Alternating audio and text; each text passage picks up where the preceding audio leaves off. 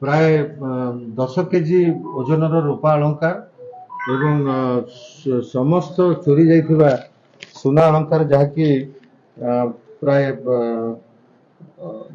10 ତୋଳାରୁ ଅଧିକା ହେବ। ଯେ ସେମାନେ ଯେତେବେଳେ ଘରର ଲୋକମାନେ କେହି ନ ରହନ୍ତି ତାର ସୁଯୋଗ ନେଇକରି ସେମାନେ ଘରର ପଛପଟୁ ବା ବାଥରୁମର ସ୍କାଇଲାଇଟ୍ ଏସବୁକୁ ସାହାରା କରିକି ସେମାନେ ଘର ଭିତରେ ପଶିଥାନ୍ତି। ଅନ୍ୟ ସୁନା ଦୋକାନୀ ବାବଦରେ ଆମେ ତଦନ୍ତ ନିଶ୍ଚିତ କରିବୁ। ଯଦି ତାଙ୍କର ଇନଭଲଭମେଣ୍ଟ ଥିବ ସେ ଯିଏ ବି ହୁଅନ୍ତୁ ନା କାହିଁକି ତାଙ୍କୁ ଗିରଫ କରିକି ଆମେ କୋର୍ଟ ଚାଲାନ୍ତୁ। ଆପଣମାନେ ଯେମିତି ଜାଣିଛନ୍ତି ଗତ ଡିସେମ୍ବର ମାସ 13 ତାରିଖ ଦିନ ପାରଲାଖେମୁଣ୍ଡି ସହରର ବରିଷ୍ଠ ସାମ୍ବାଦିକ ବିଜନ ପାଢ଼ୀଙ୍କ ଘରୁ ବର୍ଗଲାରୀ ହେଇଥିବାର ରିପୋର୍ଟ ଆମକୁ ମିଳିଥିଲା ଏବଂ ତା ପରେ ପରେ ପୁଣି ସେଇ ଡିସେମ୍ବର 27 ତାରିଖ ଦିନ ଆମ ପାରଲାଖେମୁଣ୍ଡି କମିଟି ସାହିରେ ଗୋଟେ ଜୁଏଲାରୀ ସପ୍ର ମଧ୍ୟ ବର୍ଗଲାରୀ ହେଇଥିବାର ରିପୋର୍ଟ ହେଇଥିଲା। ଏ ଦୁଇଟି କେସ୍ର ମୋଡସ୍ ଅପରେଣ୍ଡି ପ୍ରାୟ ଏକ ପ୍ରକାର ଥିଲା। ସେଥିପାଇଁ ଆମେ ୟାକୁ ଗୋଟେ ଚ୍ୟାଲେଞ୍ଜ ହିସାବରେ ନେଇକି ଏସଡିପିଓ ପାରଲାଖେମୁଣ୍ଡିଙ୍କ ତତ୍ତ୍ୱାବଧାନରେ ଏବଂ ଆଇଆଇସି ପାରଲାଖେମୁଣ୍ଡିଙ୍କୁ ନେଇକରି ଗୋଟେ ସ୍ୱତନ୍ତ୍ର ଟିମ୍ କରାଯାଇଥିଲା, ଯେଉଁଥିରେ ପାରଲାଖେମୁଣ୍ଡି ଥାନାର ଅଫିସର ମାନେ ଏବଂ ଗୁରାଣ୍ଡି ଥାନାର ଆଇଆଇସି ଏମାନେ ସବୁ ଥିଲେ। ଏଥିରେ ଆମକୁ ଟେକ୍ନୋଲୋଜିର ସହାୟତା ବିଶେଷ କରି ନେବାକୁ ପଡ଼ିଥିଲା। ଟେକ୍ନୋଲୋଜିର ସହାୟତା ବଳରେ ଆମେ ବହୁତ ଗୁଡ଼ାଏ ସନ୍ଦେହୀଙ୍କର ମୋବାଇଲ ନମ୍ବର ପାଇଥିଲୁ ଏବଂ ସେଇ ମୋବାଇଲ ନମ୍ବର ଗୁଡ଼ିକ ପ୍ରାୟ 300 ସଂଖ୍ୟାରୁ ଉର୍ଦ୍ଧ୍ୱ ଥିଲା। ପ୍ରତ୍ୟେକ ମୋବାଇଲର ଲୋକେସନ୍ ଏବଂ ସିଡିଆର୍ ଡିଟେଲ୍ସ ଆମକୁ ଭେରିଫାଏ କରିବାକୁ ପଡ଼ିଲା ଏବଂ ଶେଷରେ ଆଜି ଆମେ ସଫଳତାର ସହିତ ସେଇ ଦୁଇଟି କେସ୍ ସହିତ ଆଉ ଦୁଇଟି ବର୍ଗଲାରୀ ମଧ୍ୟ ଟୋଟାଲ 4ଟି ବର୍ଗଲାରୀ କେସ୍ର ଡିଟେକ୍ଟ କରିବାକୁ ଆମର ପୁଲିସ ଟିମ୍ ସକ୍ଷମ ହେଇଛନ୍ତି। ପ୍ରାୟ 10 କେଜି ଓଜନର ରୂପା ଅଳଙ୍କାର ଏବଂ ସମସ୍ତ ଚୋରି ଯାଇଥିବା ସୁନା ଅଳଙ୍କାର ଯାହାକି ପ୍ରାୟ 10 ତୋଳାରୁ ଅଧିକା ହେବ ଏବଂ କ୍ୟାସ୍ 33,000 ଟଙ୍କା। ତା ବ୍ୟତୀତ ଯେଉଁ କମିଟି ସାହି ବର୍ଗଲାରୀରୁ ମଧ୍ୟ ଯେଉଁ ଯାଇଥିଲା ସେଥିରେ ଫରେନ୍ କରେନ୍ସି କିଛି ଥିଲା, ଡଲାର ଥିଲା, $100, $20, $10 ଏଗୁଡ଼ାକର କିଛି ଆମେ କରେନ୍ସି ମଧ୍ୟ ପାଇଛୁ। ଶ୍ରୀଲଙ୍କାନ କରେନ୍ସି ମଧ୍ୟ ଆମେ ଗୋଟେ ତାଙ୍କ ଘରୁ ଚୋରି ହେଇଥିଲା ତା ମଧ୍ୟ ପାଇଛୁ।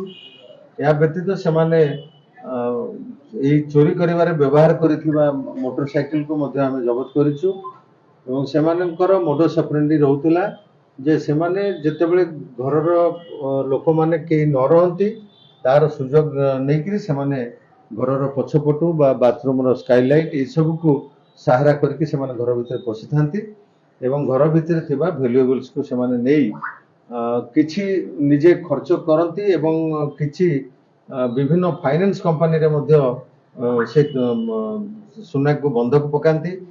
ଏଥିରେ ଆମର ଅଧିକାଂଶ ସୁନା ମୁଁ କହିବାକୁ ଚାହିଁବି ଗୋଟେ ନିର୍ଦ୍ଦିଷ୍ଟ ଫାଇନାନ୍ସ କମ୍ପାନୀରେ ବନ୍ଧକ ରଖିଦେଇଥିଲେ। ଆମେ ସେ ଫାଇନାନ୍ସ କମ୍ପାନୀର ଇନଭଲଭମେଣ୍ଟ ଅଛି କି ନାହିଁ ତା ମଧ୍ୟ ଯାଞ୍ଚ କରୁଛୁ। ଏବେ ସେମାନେ କିଭଳି ଭାବରେ ଏଇ ଚୋରଙ୍କ ପାଖରୁ ସୁନାକୁ ବନ୍ଧକ ରଖି ତାଙ୍କୁ ଏତେ ଟଙ୍କା ଋଣ ଦେଇଥିଲେ ସେ ବାବଦରେ ମଧ୍ୟ ଆମର ବର୍ତ୍ତମାନ ତଦନ୍ତ ଜାରି ରହିଛି।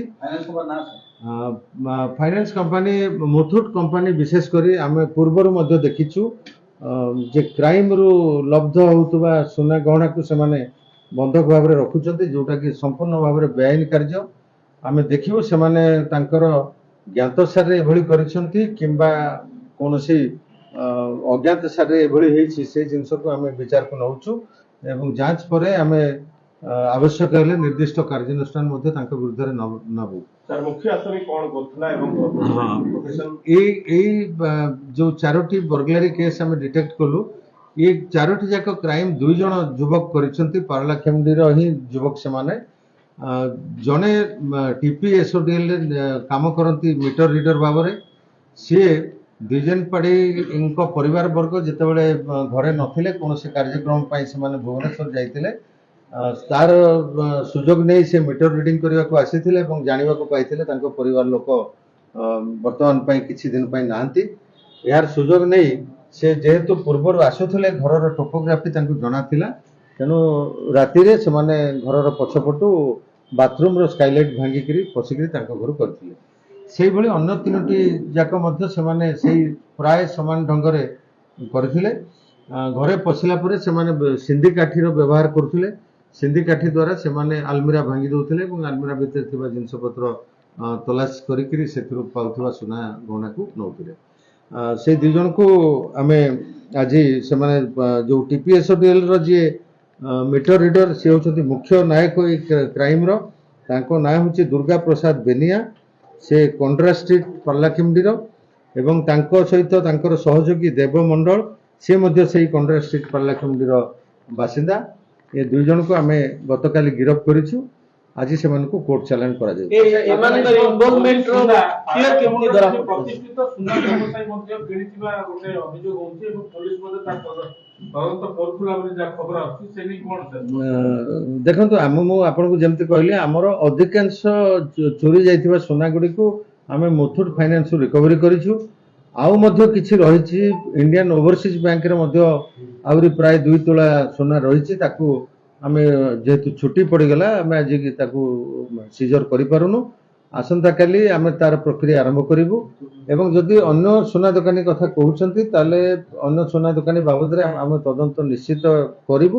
ଯଦି ତାଙ୍କର ଇନଭଲଭମେଣ୍ଟ ଥିବ ସେ ଯିଏ ବି ହୁଅନ୍ତୁ ନା କାହିଁକି ତାଙ୍କୁ ଗିରଫ କରିକି ଆମେ କୋର୍ଟ ଚାଲାଣ କରିବୁ। ଏକ୍ଚୁअली सर जो ए चोर मानक धरा हला केमती ए विषय रे आपण ମୁଁ ଆପଣଙ୍କୁ ଯେମିତି ମୂଳରୁ କହିଲି ଏଥିରେ ମୁଖ୍ୟତଃ ଆମେ ଟେକ୍ନୋଲୋଜିର ସହାୟତା ନେଇଥିଲୁ। ସେଗୁଡ଼ିକ ବିଶେଷ ଖୋଲିକିରି କହିବା ଉଚିତ ହେବ ନାହିଁ।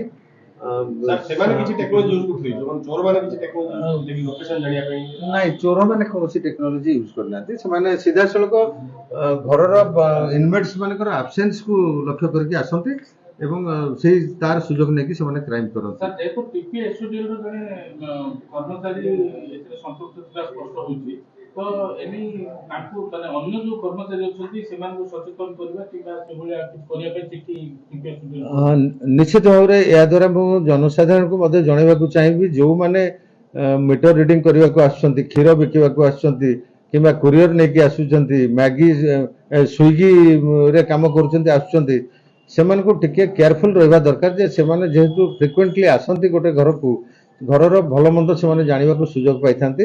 ତେଣୁ ସେମାନଙ୍କ ପ୍ରତି ସମସ୍ତେ କେୟାରଫୁଲ ରହିବା ଦରକାର।